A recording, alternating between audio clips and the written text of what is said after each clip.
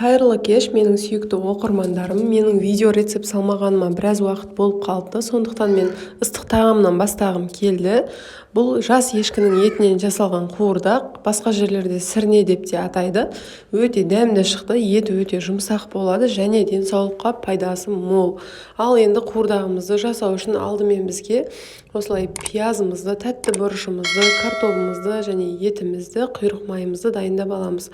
Құйрыққа пісірсең немесе ішімайға пісірсең өте дәмді болады қуырдақ. Енді барлығын бөлікке бөліп майдалап турап аламыз. Қатты майдалап жіберудің қажет жоқ. Картобымызды 2-ге, 3-ге, 4-ге бөліп дайындап аламыз. Ал пиязды ірі-ірі етіп тураймыз. Себебі қуырылған кезде пиязымыз жоқ болып кетуі мүмкін. Мен 3 пияз қостым. Сіздер мөлшеріне қарай қолданасыздар. Және ет көбірек болса өте дәмді болады. Енді құйрық майымызды да осылай турап аламыз барлығын. Араларын жұқалау етіп тураймыз. Себебі бірінші құйрық майды салып, қазанға салып шамалы уақыт ерітеміз. Кейін үстінен май құйып, тағы да қуыратын боламыз. Мінекей осылай жасап шығамыз. Барлық затымызды дайындап аламыз алдымен. Ал енді қазанымызды газға қойып, отын жағып аламыз. Негізі ошаққа пісірсеңіз де өте керемет шығады. Көктем мезгілінде далаға ошаққа жақсылап тұрып қуырғанға еш нәрсе жетпейді. Міне осылай құйрық майларымызды қойып алдық. Бірінші аздап қызған оттың астында оны жақсылап ерітіп аламыз. Қатты ерітіп, қатты күйдіріп жіберуге болмайды. Сондықтан үстіне 1 пиала шамасында май құясыздар. Маған 1 пиала май 2 леген тамаққа жетті. Сіздер енді мөлшеріне қарай қолданасыздар. Және описаниеға килограммдарын жазып кететін боламын. Міндетті түрде ашып оқыңыздар. Майымыз қызғаннан кейін осылай етімізді салып, бетін жауып, баяу оттың астына қойып қоямыз. Себебі еттің өзінің суы шығады және сол суға өзі қайнайды, жұмсарады. Осылай суы бұрқылдап қайнап жатады. Суы тартылғанға дейін осылай бетін жауып қойып, оттың үстінде қайнатамыз. Суы біртіндеп тартылғаннан кейін пиязымызды салып, жақсылап қуырып аламыз. Сүйікті оқырмандарым, видео ұнап жатқан болса, қазақ тілді YouTube каналының дамуына өз үлесіңізді қосып, подписаться батырмасын басып, лайк, комментарий қалдыруыңызды өтінемін. Міне біздің етіміз қуырылып жатыр, тек майы ғана қалды.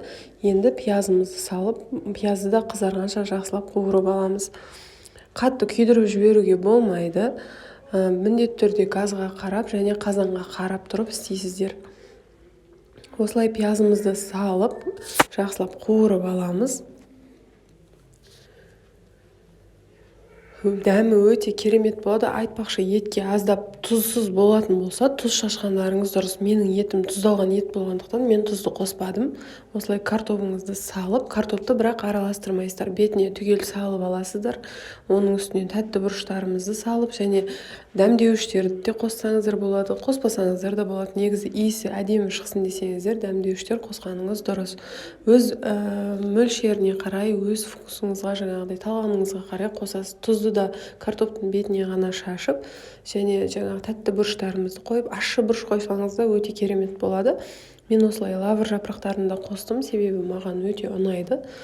Осылай барлығын дайындап алып, 100 граммдай бокалмен су құямыз. Мұздай су, қайнап тұрған су қажет емес. Осылай су құйып, өте баяу оттың астында бетін бұқтырып қоямыз.